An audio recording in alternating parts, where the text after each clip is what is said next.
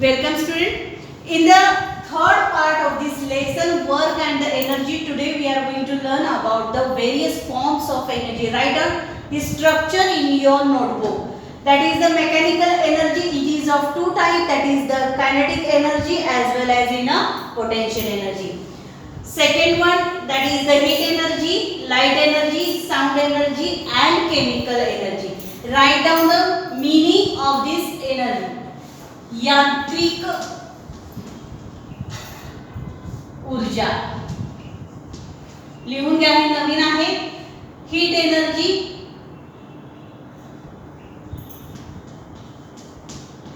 उष्णता ऊर्जा. त्यानंतर लाइट एनर्जी, प्रकाश ऊर्जा.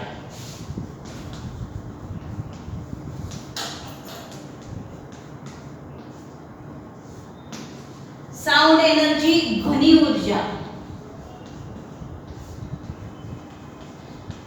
आणि लास्ट आहे केमिकल एनर्जी, रासायनिक ऊर्जा.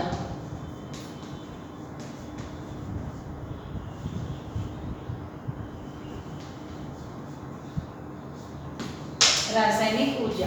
So these are the types of, or you may say, forms of energy. Write down this all in your notebook. Pause the video and write down all this structure in your notebook. Okay.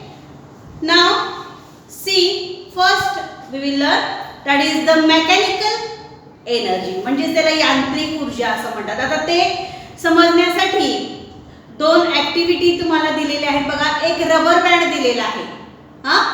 तो rubber band आपण ज्यावेळी ताणतो आणि पुन्हा सोडतो, बघा माझ्याकडे एक activity आहे, मी तुम्हाला करून दाखवते.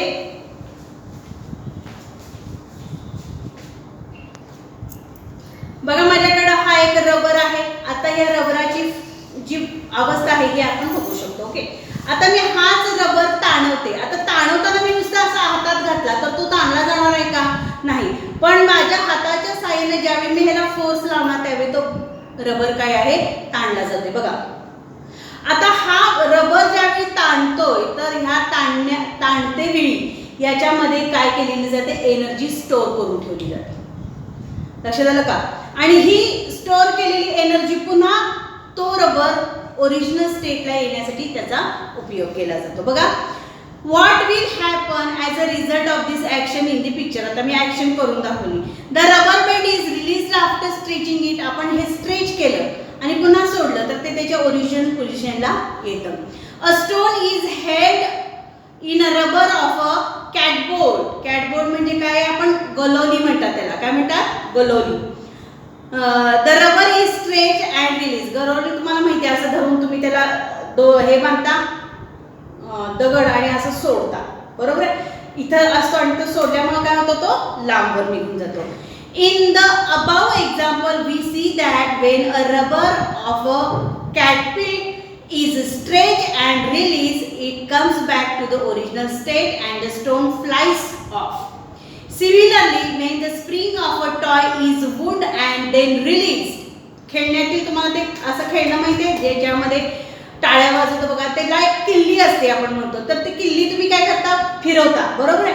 आणि फिरवल्यानंतर काय होतं, फिरवून झाले की ते खेळणं काय लागतं, असं असं असं हात हलवायला सुरुवात करतं, म्हणजे टाळ्या वाजवायला सुरुवात करतं, बरोबर आहे.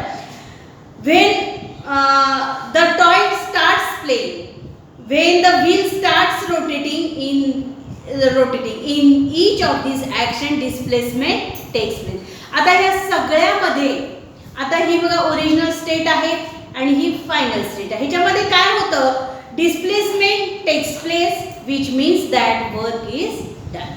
From where the energy obtained to do this work, मग हे काम करण्यासाठी त्यांना ऊर्जा कुठून मिळते किंवा शक्ती कुठून मिळते? The energy which is stored in the object due to a specific state or the position of an object is called as a potential energy. Potential energy, स्थितीज ऊर्जा. नवीन शब्द आहे, अर्थ पण नवीन आहे, व्यवस्थित लिहून घ्या. स्थितीज, स्थितीज म्हणजे स्थितीने मिळणारे, स्थितीज ऊर्जा. असं म्हटलं जातं. बरोबर आहे. आता ह्या रबरमध्ये ज्यावेळी ही एनर्जी स्टोअर करून ठेवलेली होती, आता ही एनर्जी स्ट्रेच करताना याच्यामध्ये एनर्जी स्टोअर करून ठेवली जाते आणि आपण याच्यावरचं ज्यावेळी फोर्स काढतो तर त्याच एनर्जीचा उपयोग करून हा रबर जो आहे हा रबर त्याच्या ओरिजिनल स्टेटला परत येतो. ओके, मीन्स आता इथे डेफिनेशन दिलेली आहे बघा, तुमच्या वहीमध्ये सुद्धा तुम्ही लिहून घ्यायची आहे definition. The energy which is stored in an object due to a specific state or position of that object is called potential energy. I think you understand what is meant by potential energy. Potential म्हणजे साठवून ठेवलेली, position मुळे आलेली energy, तर त्याला काय म्हटलेलं आहे, स्थितीज ऊर्जा असं म्हटलेलं आहे. Let's consider another one. The two ball, दुसरी बघा 11.6 मध्ये बघा दोन पिवळ्या आणि लाल रंगाचे गोट्या आहेत balls. Let one of them stand stable at the centre of the table. पहिली एक जी आहे ही सेंटर मध्ये स्टेबल ठेवला. Place a second ball on the table, push it so that it hits the first ball. दुसरी जी ball आहे तो ball काय करायचा आहे, अशा पद्धतीनं मारायचा आहे की तो पहिल्याला थ्रो होईल किंवा पहिल्याला तो धडकेल. What will happen when the second ball hits the first one, तर तो मूव्ह होणार आहे, एका जागेपासून दुसऱ्या जागेला तो मूव्ह होणार आहे, पण तो स्वतःहून होणार आहे का, नाही, तर त्याला दुसऱ्या बॉल मार्फत फोर्स अप्लाय केला आणि म्हणून तो काय झाला, मूव्ह केला. From where do the second ball get energy to set the first ball in motion. पहिल्या बॉलला मोशन मध्ये आणण्यासाठी दुसऱ्या बॉलकडे कुठून बरं एनर्जी आली, तर ती एनर्जी कशामुळे आलेली आहे, मोशनमुळे आलेली आहे, त्याच्यामध्ये असलेल्या गतीमुळे आलेली आहे. म्हणजेच काय, आता या दोन्हीमध्ये जर सांगायला गेलं तर we gave energy to the marble or the striker and set them in motion, means the energy obtain from the motion is called as a kinetic energy. दुसऱ्या भाषेमध्ये त्याला आपण गतिज ऊर्जा असं म्हणतो.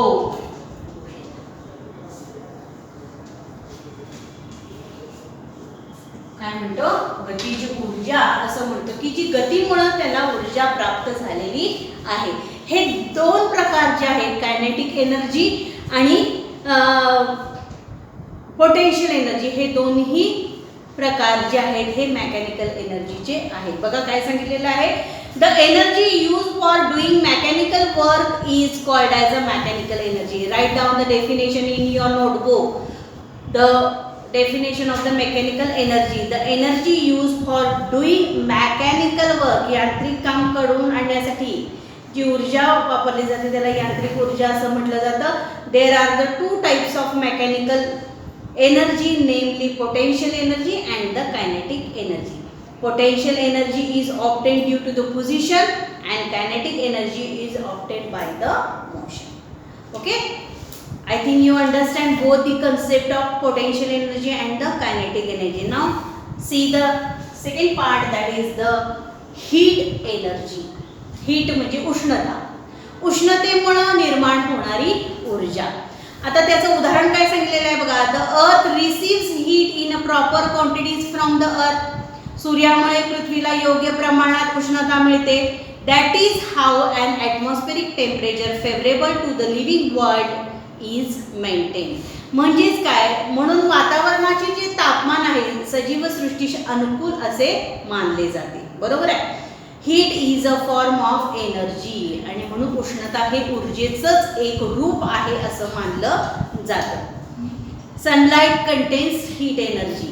सूर्यामध्ये काय असते, उष्णता असते, म्हणून सूर्याची उष्णता ही एक ऊर्जेचंच रूप आहे असं मानलं जातं. Heat is produce by burning the fuel.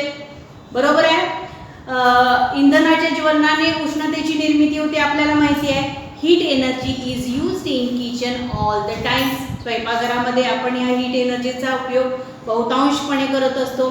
Heat is measured in the unit calorie. तर ह्या हीटचा उपयोग सूर्यप्रकाशात उष्णता ऊर्जा असते ही कॅलरी या एककामध्ये मोजली जाते. आता त्याच्यासाठी तुम्हाला एक ॲक्टिव्हिटी दिलेली आहे बघा 11.7 मध्ये.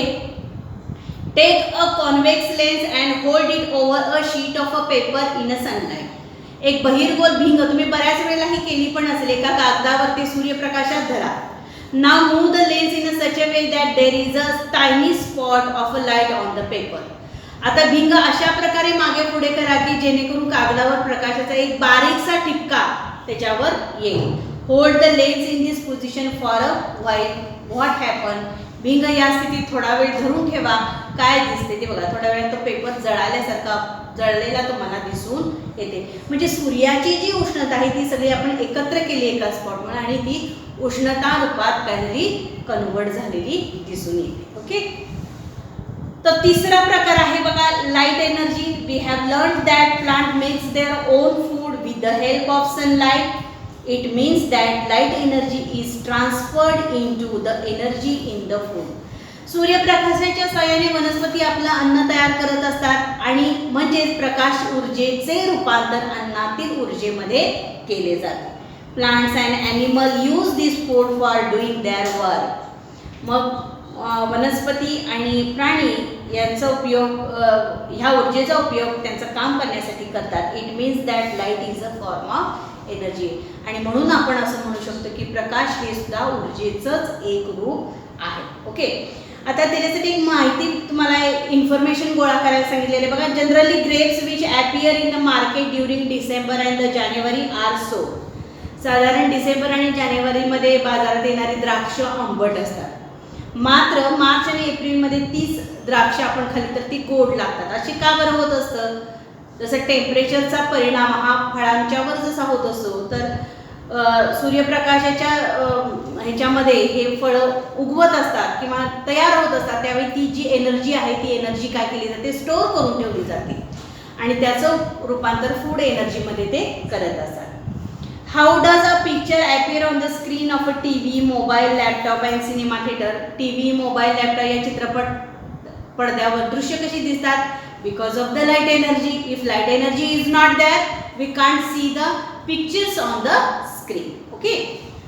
Now next part, that is the sound energy. You might have seen a glass panes of a windows crack due to a loud noise. Similarly, sound is used to control the movements of a toy car. मोठ्या आवाजामुळे खिडक्यांच्या काचांना तडे झालेले तुम्ही ऐकलं असाल. त्याच पद्धतीनं खेळण्यातील काही मोटारींच्या हालचाली ह्या नियंत्रित करण्यासाठी ध्वनीचा आपण सेन्सर म्हणतो की नाही त्याला. सेन्सर टाळी वाजव हे जे सेन्सर असतात that sensors are working on the sound energy. म्हणजेच ध्वनीमुळे काही कार्य घडून येतात. यावरून ध्वनीसुद्धा ऊर्जेचंच एक रूप आहे असं मानलं जातं. आणि लास्ट वन त्याच्यातला भाग आहे पहा chemical energy. When wood burns, we get heat and the light. ज्यावेळी एखादं लाकूड जळू लागतं त्यावेळी उष्णता आणि ऊर्जा प्रकाश बाहेर पडतो. Sometimes we hear a crackling sound. त्याचबरोबर काही वेळेला कडकड असा आवाज त्याच्यातून येतो. लाकडात साठवलेली ही जी ऊर्जा ही रासायनिक क्रियेतून वेगवेगळ्या प्रकारातून बाहेर पडत असे. Also it is due to the chemical action in the lead acid battery that electrical energy is produced. Lead acid बॅटरीमध्ये होणाऱ्या रासायनिक क्रियेमुळे सुद्धा विद्युत ऊर्जा ही निर्माण होत असते. Okay. The energy obtain through the chemical action is called as a chemical energy. Right down the definition of the chemical energy. The energy obtain through a chemical action is called as a chemical energy. Okay.